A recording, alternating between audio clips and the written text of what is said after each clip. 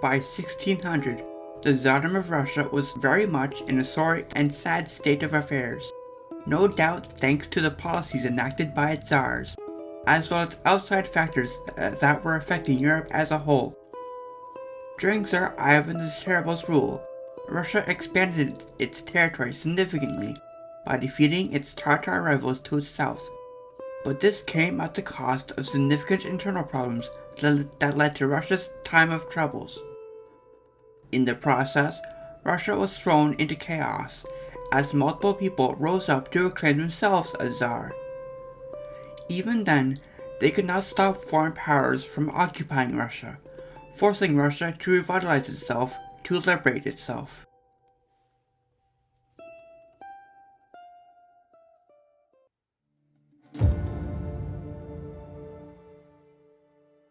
Part 1. The Downward Spiral. One main cause of the crisis was Russia's need to defend and expand its land. Ivan III and Vasily III had secured Russia's western borders, but the biggest threat came from the Tatars in its east and south.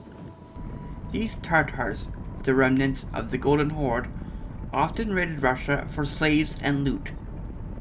This forced Russia's military to specialize in defeating them. Ivan IV's early reign had successful campaigns against the Tatars, including conquering Kazan and Astrakhan, which expanded Russian territory and increased the Tsar's prestige. Ivan's victories led to important military reforms. In 1556, he made a new military service code that required all landowners to serve in the army. Those who inherited land, the Votchina, now served alongside those given land for their military service, the Pomesty. This increased the size of his army as they both had to provide another cavalryman on top of what they gave. These reforms also aimed to improve local governance and tax collection, which increased state revenue. However, these demands were hard, especially for poorer landowners.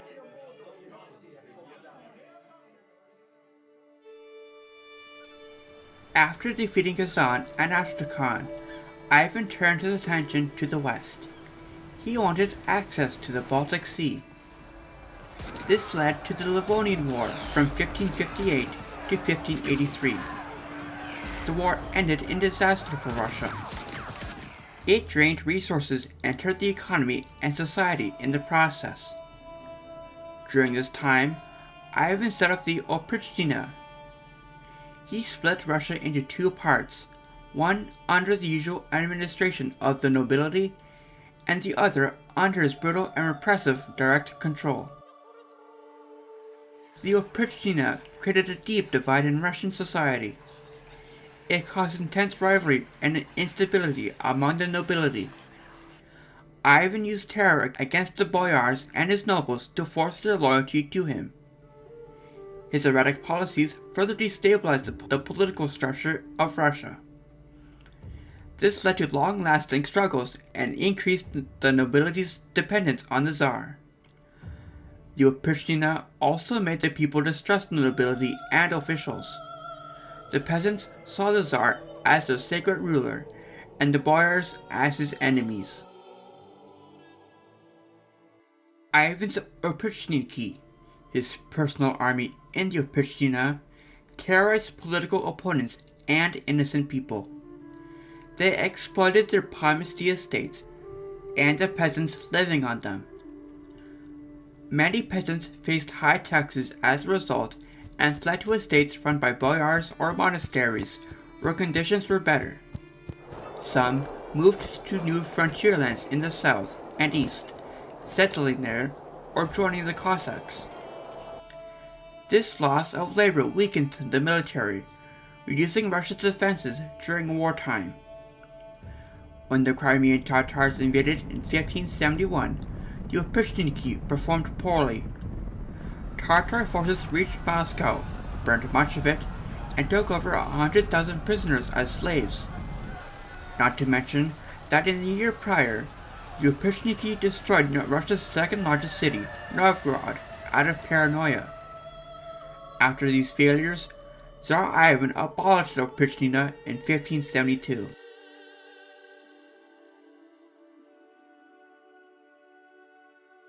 The Oprichnina had hurt Russia a lot, but it is hard to tell where the damage from the Oprichnina ended and where other problems began. These problems included war, taxes, a growing population, disease, and weather.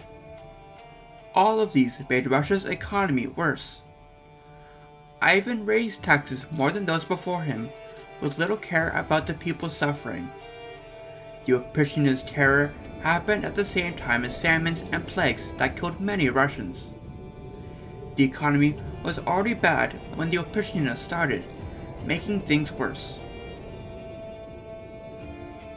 By the 1570s, Russia was very obviously in decline. More and more younger sons of the elite put pressure on the government for land and jobs. Elite landowners split their lands among their children until the holdings were too small. This forced future generations to find more land and peasant labor through state service. The growth and available service land slowed, however, leading to tough competition for survival and more government control over the gentry. The peasants paid for the Tsar's wars and supported the military. Many peasants, who were once free, ended up on pomesty estates and had to support their local gentry. Increased taxes and labor became hard to meet, especially in bad harvest years. Laws restricting peasant movement between lands started in 1497, making it hard for them to escape. Regardless, many peasants left pomesty lands due to high taxes, poor harvests, famines, and exploitation by their lords. This led to severe problems for the peasants and the state.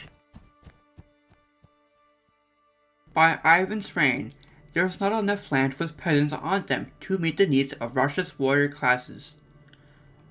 Ivan let the gentry control their lands and collect rent, leading to more exploitation and peasant flight.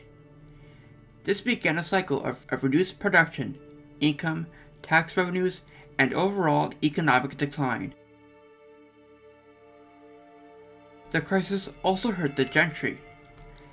Many became poor and could not fulfill their military duties because their land was not being worked on. Military slaves became common, with many gentry selling themselves or others into slavery to survive. This weakened the gentry militia, reducing the Tsar's military strength. Urban areas suffered too, with towns also declining and being abandoned due to war, taxes, famine, and plagues. Many townspeople fled or also sold themselves into slavery, reducing urban tax revenues and worsening the fiscal crisis. With all this taken together, this dangerous situation of ruin and devastation set the stage for the time of troubles.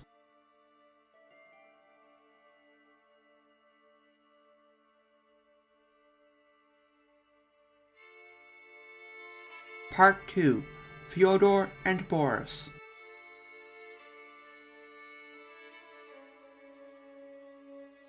Given the awful times Russia was going through, things got worse when Tsar Ivan killed his son in 1581 during a fight.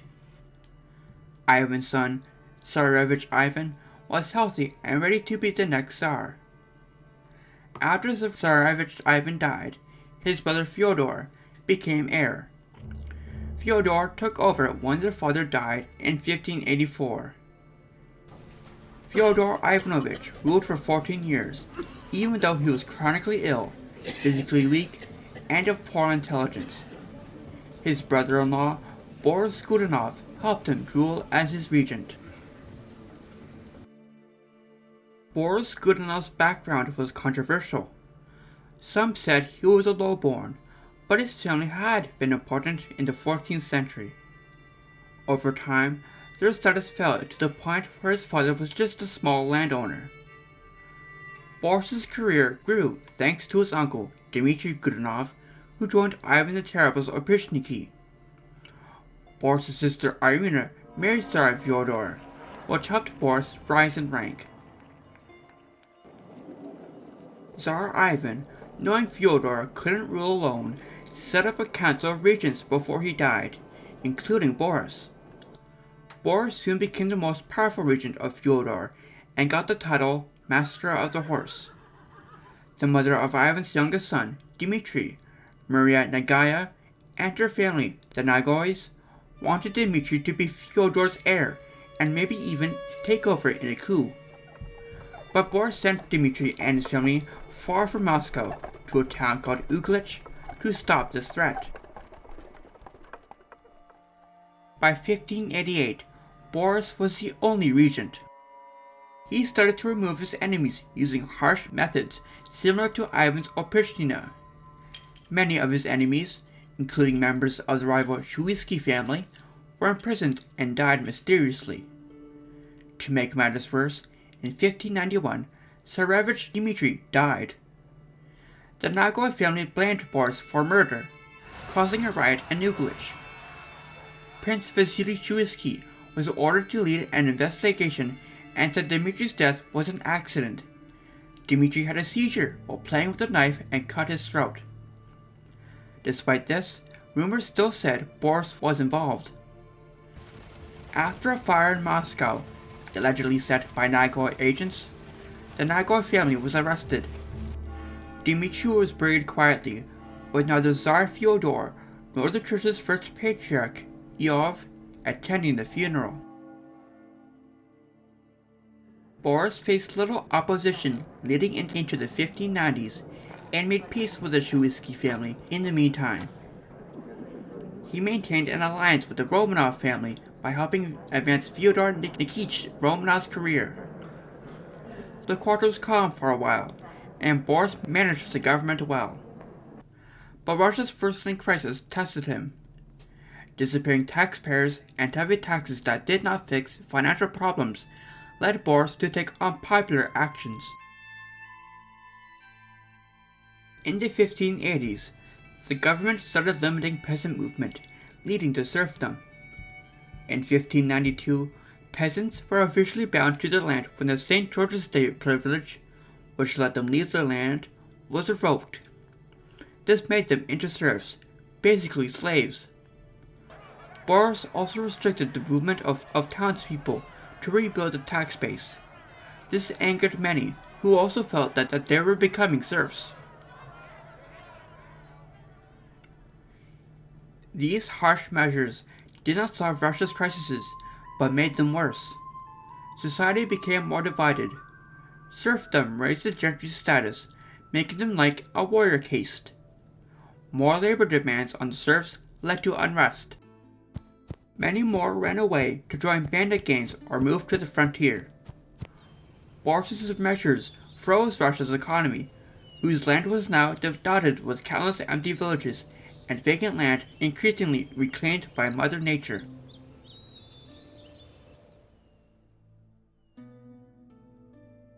The situation was so bad that many people worried about the country's future even before Tsar Fyodor died in January 1598. Fyodor died without an heir, ending the only ruling family Moscow had known, the Rurikhovich dynasty. This caused a political crisis and a deeper cultural and psychological one. The ruling elite had made people believe that God chose the Rurikhovich family to lead Russia and the Orthodox faith. Tsar Fyodor's death without an heir shocked many Russians. They wondered if God had withdrawn his favor from Russia. Boris only began to consider the crown after he knew Fyodor would not have an heir. By 1597, Boris and Fyodor Romanov were competing for the throne. This hurt the relationship so much that the Romanovs were exiled, their estates were taken, and Fyodor Romanov was forced to become the monk Filaret. Becoming a monk made it impossible to become anything else in Russia. Boris was crowned Tsar in September 1598.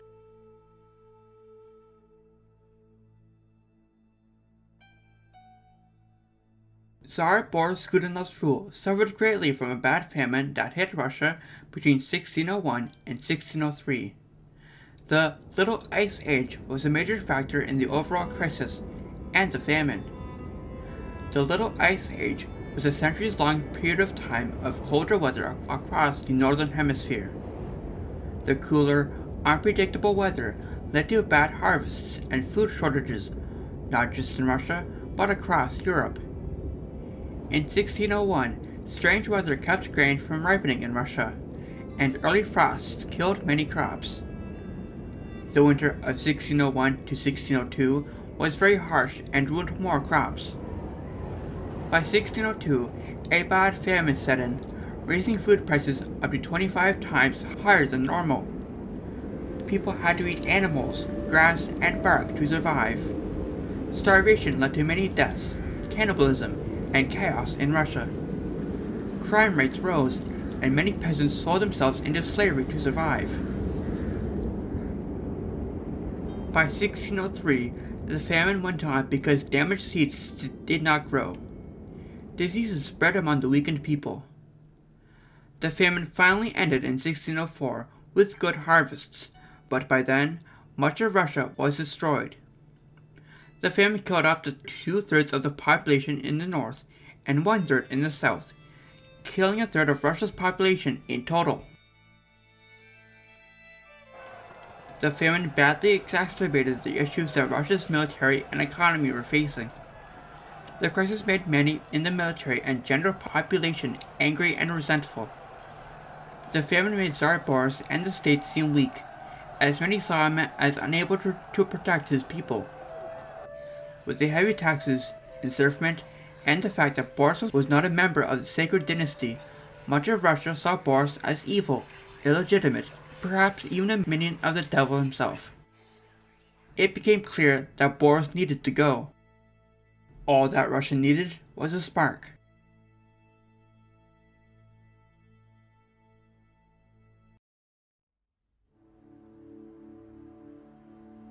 The Time of Troubles, Part 1. Dmitri lives.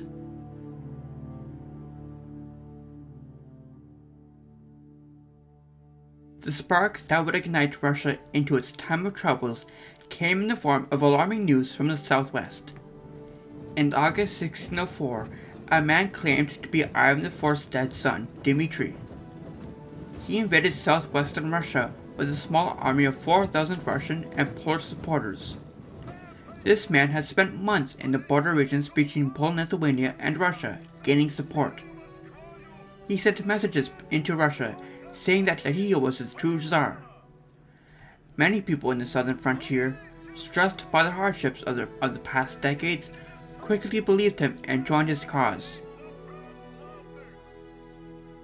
Tsar Boris tried to counter this threat by exposing the pretender.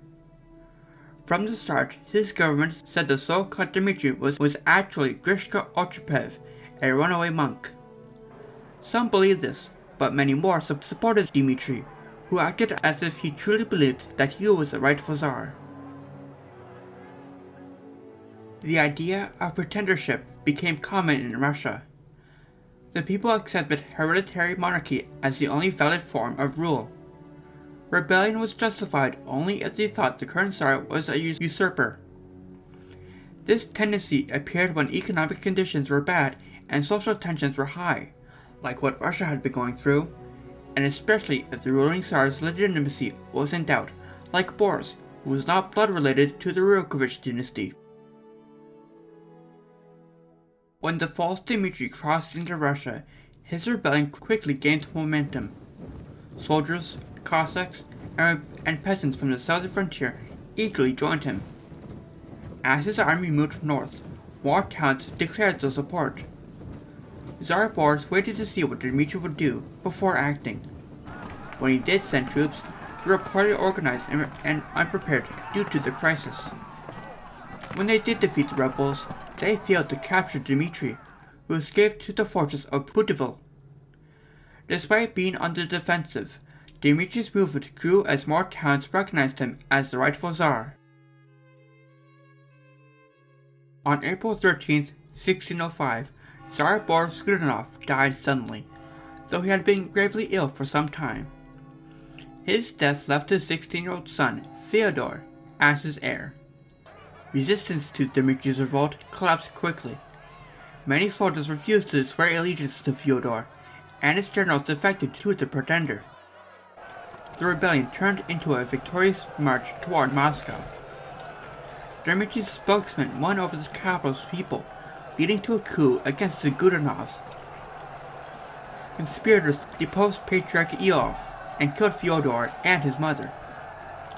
Dmitri entered Moscow as a conquering hero, receiving the people's homage, and becoming the new Tsar of all Russia. When Dmitri took power, many noble families saw their fortunes change. The Romanov family, previously exiled, rose to prominence.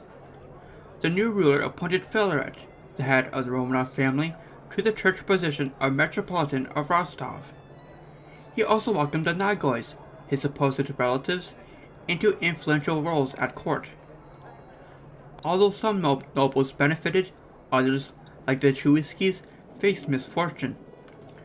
Prince Vasily Shuisky, who initially declared in 1591 that the real Dmitri had died in his investigation, later changed his stance when the pretender gained power.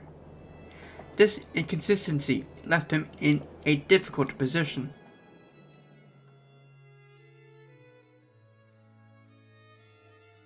False Dmitri soon upset his supporters. He brought a Polish entourage to Moscow and followed Roman Catholic customs. This angered his Eastern Orthodox supporters. His marriage to a Polish noblewoman made things worse. The celebrations were fancy, but insensitive to Russian culture. Vasily Shuisky and other leaders started a plot against him. In May 1606, they stirred up the people of Moscow. The resulting mob killed false Dmitri, his advisors, and many Poles in the city. After the chaos, Shuisky made himself Tsar. But he had trouble proving his right to rule. Many thought this false Dmitri was still alive. So, Shuisky dug up the original Dmitri's body and reburied it with honors to prove that he was dead. Shuisky struggled to be accepted as a ruler. Unlike Boris, Shuisky was connected to the Rurkovich dynasty, but this did not convince the people of his right to the throne. Many saw his government as favoring the elite and ignoring common people's problems. His promises of fair treatment in the court of law did not unite the noble families. Social unrest was still high, especially among the lower classes and in the south. These people did not see Shuisky as Tsar. The rebellion, first sparked by the false Dmitri, continued under new leaders. Ivan Bolotnikov, a former slave and experienced warrior, became the main rebel leader after the false Dmitri was killed. He led a mix of nobles, soldiers, Cossacks, and peasants toward Moscow. Despite early wins, divisions weakened the rebels as they marched north. The noble rebels had conservative, self-interested issues with Shuisky's rule. The lower-class rebels had more extreme, violent goals. As tensions rose, the nobles switched sides to support Shuisky's government. Shuisky's nephew, Prince Skopin Shuisky, successfully defended Moscow and defeated Bolotnikov's forces in late 1606. Bolotnikov kept fighting fiercely in Kaluga, southwest of Moscow.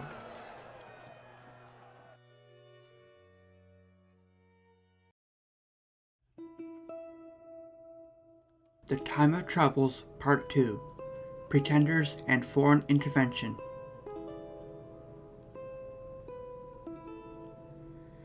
Just in time when the defenders of Kaluga were losing hope, unexpected aid arrived. The Cossacks introduced a new pretender to the throne, Tsarevich Peter, who claimed to be the son of the late Tsar Fyodor. This false prince had never existed, but that did not stop the impostor or his supporters. Peter and his followers moved through the southern regions, attacking and killing nobles and officials. Blotnikov's rebels persuaded Peter to join their cause. They gathered a large force and established their headquarters in Tula. From there, they launched attacks to save Blotnikov from Kaluga. In May 1607, a rebel army defeated the Tsar's forces and ended the siege of Kaluga. Blotnikov and his men joined the rebels in Tula. Despite this victory, the Tsar's troops, led by Prince Skopin, continued their relentless advance south. They pushed Blotnikov's forces back inside Tula and laid siege to the fortress. This time, escape was impossible. In October, Tula's defenders surrendered. The victors captured the rebel leaders and took them to Moscow as prisoners. The government executed the false Tsarevich Peter publicly. They killed Blotnikov on his way to exile. Rebel aristocrats faced exile from court, but the common rebels were either executed or enslaved. The Royal Army also punished the southern districts that supported the revolt. The Tsar's victory seemed total.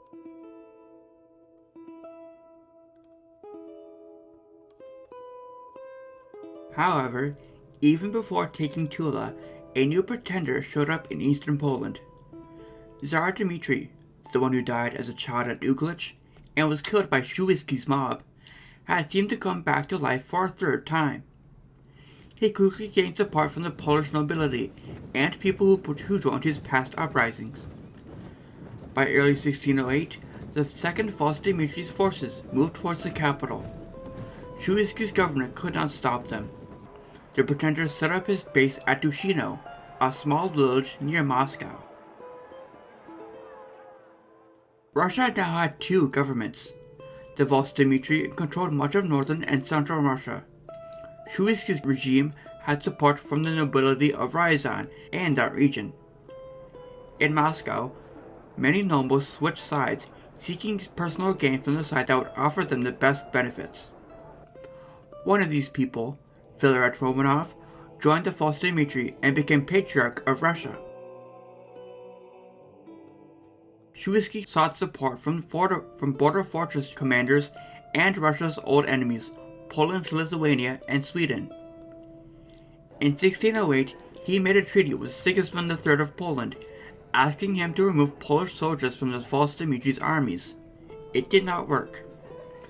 Talks with Sweden's Karl IX were more successful. Karl wanted to reduce the power of his cousin, Sigismund III. Swedish troops joined Shuisky's Royal Army in exchange for land along Russia's Baltic coast. With the revived Russian army and Swedish troops, Skopin advanced from Novgorod to Moscow. The False Dmitry and his Tushino government had to flee south to Kaluga.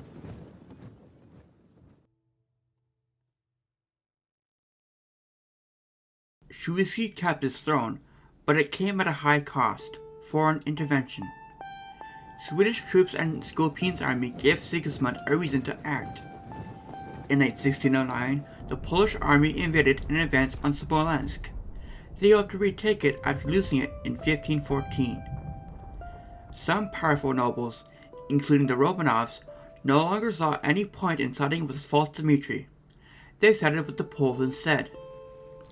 They made a treaty in February 1610 where they agreed to accept Sigismund's son, Vladislav, as Tsar of Russia if he converted to Eastern Orthodoxy and respected Russian traditions.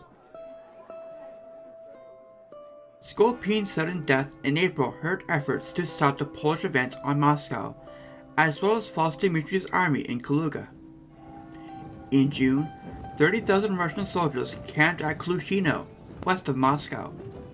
They aimed to block the Polish advance. The outnumbered Poles quickly moved and, in their bold display, bravely attacked the camp. They won the battle at Klushino in just 4 hours. Tsar Vasily no longer had an army to protect Moscow from the Poles or False Dmitry's army from the south. He also faced huge crowds in Moscow demanding his abdication. On July 17, 1610, Shuisky's enemies took the Kremlin and arrested him. They forced him to become a monk to stop him from gaining power. With Shuisky's fall, there was no Tsar. The central administration lost control, and the powerful nobles sought safety wherever they could. At the same time as Swedish troops threatened Novgorod, Sigismund's forces were closing in on Moscow. Russia was on the brink of obliteration. After Shuiski's overthrow, 7 boyars took over the government. With the Poles and Vostimir closing in, they sought a way out. They offered the throne to Prince Vladislav of Poland, who could bring with him Polish military aid to restore order. This seemed better than elevating a native noble or supporting the false Dmitri, as his followers were mainly Cossacks and foreign adventurers. Thus, with the approval of a hastily convened Zemsky Sobor, the 7 boyars decided to offer Vladislav the crown. The Polish entered Moscow, bringing order to the city and preventing the army of Vostimir from getting too close. There is now a light at the end of the tunnel for Russia.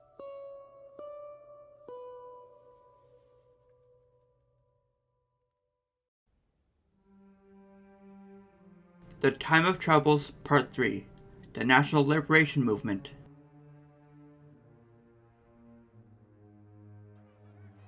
Not long after Vladislav's election, people in Russia grew angry about Polish and Swedish involvement, especially the Polish occupation of Moscow. Sigismund III wanted to be the ruler himself without any conditions. He did not want Vladislav to convert to Orthodoxy. Russian representatives went to Smolensk to confirm Vladislav's rise to power. When they refused Sigismund's demands, he arrested them and sent them to Poland. He then started his own campaign to claim the Russian throne. The Swedes also declared war and moved towards Novgorod, wanting their candidate, Prince Carl Philip, to rule. In December 1610, false Dmitri was killed for the 3rd time. The church, led by Patriarch Hermogen, took charge. Hermogen said Russians no longer had to follow Vladislav and called for an army to free the capital. He feared a Roman Catholic ruler would end Russian Orthodoxy. His call inspired many Russians tired of foreign control. Ryazan was the first to respond, forming an army led by Prokopy Lyapunov.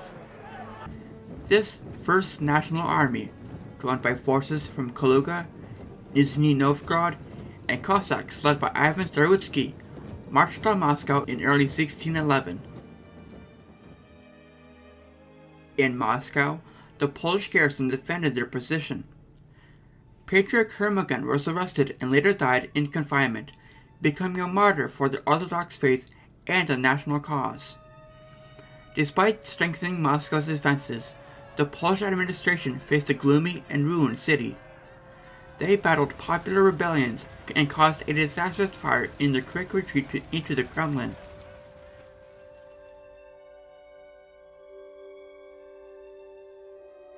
On the brink of victory, the First National Army began to dissolve. The Cossacks were angry over new laws that favored the gentry.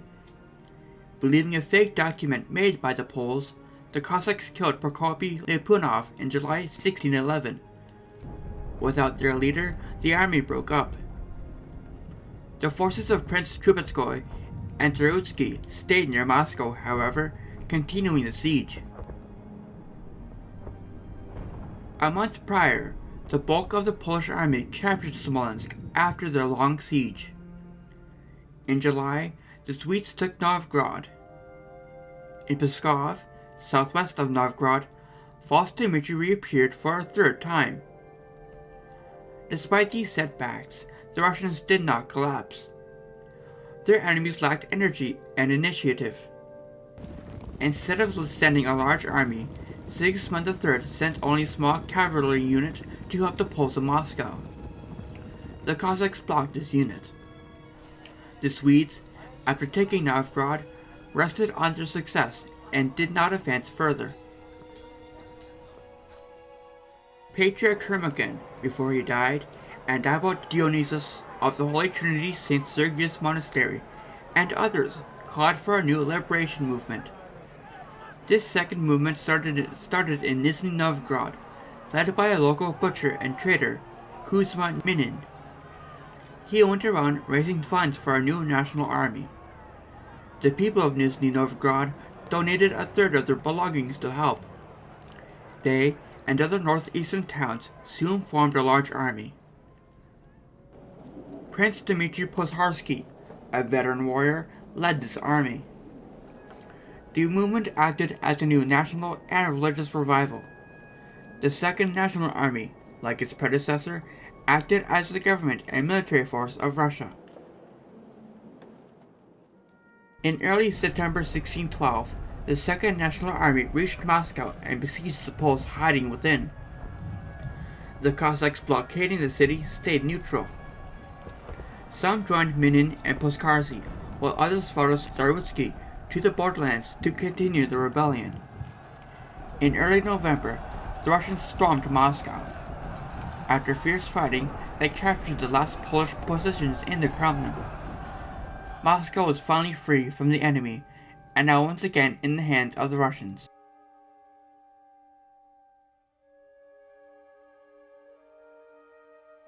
The victors wanted to pick a Tsar and to set up a legitimate government and finally end the time of troubles. A Zemsky Sobor was called and took place in early 1613. Around 700 people attended, including clergy, nobles, landowners, townspeople, and some peasants. From a few Russian candidates, they chose Michael Romanov as Tsar. Michael Romanov was related to the Rurikhovich dynasty through Ivan the Terrible's marriage to Anastasia Romanova. Michael's father, Metropolitan Filaret, was held captive by the Poles. Michael, at 16, was also a good choice because he had not worked for the Poles or for the Pretenders. He did not have power over any groups, but he was well liked by the Cossacks. Patriarch Hermogend supported Michael, but he died before seeing the election. In February 1613, the Zemsky Sobor confirmed the choice. Michael Romanov was crowned Tsar on July 21, 1613, and his descendants were allowed to inherit the title. The people believed God had chosen their new ruler. They saw the election as his divine intervention, and the whole nation celebrated. Their time of troubles was finally at an end.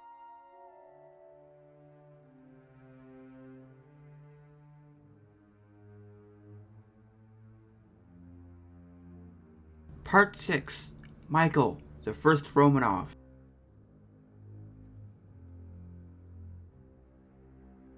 When Michael Romanov became the Tsar of Russia, the country was in a terrible state. Many towns, including the capital, were destroyed by fire. The treasury had no money, leading to a complete financial collapse. Rebellion was still present in the south, where Starutsky gathered Cossacks and other unhappy groups in Astrakhan. Many bands of looters roamed the land. Russia was also still at war with Poland and Sweden, who was still in control of Smolensk and Novgorod, and still promoted their own candidates for the Russian throne. Michael, who was only 16, asked the Zemsky Sobor to stay in Moscow and help him rule. This council, along with the Boyar Duma, helped to govern Russia during the first decade of Michael's reign. Initially, Michael's advisors were mainly his mother's relatives, the Saltykovs. In 1619, Michael's father, Metropolitan Filaret, returned from captivity in Poland, became the Patriarch once again, and gained significant influence. Filaret effectively ruled Russia in place of his politically weak son until his death in 1633. In the early years of Michael's reign, the main problems were internal disorder, foreign invasions, and financial collapse. Within 3 years, the government managed to control the disorder, despite new rebellions. Authorities made concessions to the Cossacks and offered amnesty to bandits if they joined the army to fight the Swedes. The government then defeated Starutsky's rebellion in Astrakhan, where he was hanged, alongside the 3-year-old son of Volodymyr II and his wife. Michael's government also managed to stabilize international relations. In 1617, Sweden made peace and returned some territories to Russia, but kept a strip of land near the Gulf of Finland. In 1618, Poland agreed to a truce, keeping Smolensk and other areas. This truce allowed Russian prisoners, including Filat, to return home. Hostilities resumed in 1632, but ended in peace in 1634, where Poland kept its gains in exchange for Vladislav rescinding his claims to Russia. Financial stability proved harder to achieve than internal order or peace. The financial situation was dire due to overextension and the harsh effects of the time of troubles.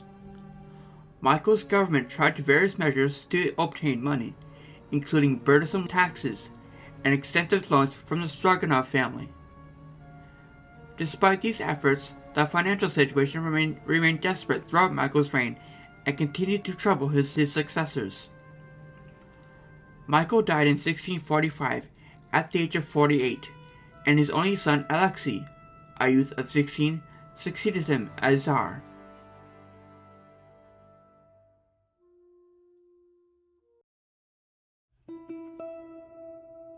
Despite the time of troubles, autocracy in Russia stayed strong.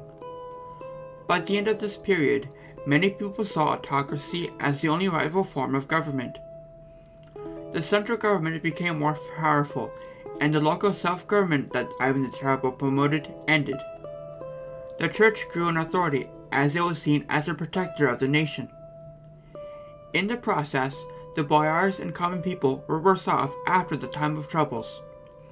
The Tsar's autocratic state and the middle classes gained more power.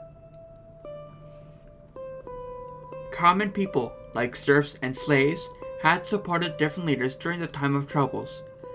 They wanted to end the unfair social and economic system, but still wanted a strong Tsar. The old social system survived and even grew stronger. In the next decades, serfdom was fully established.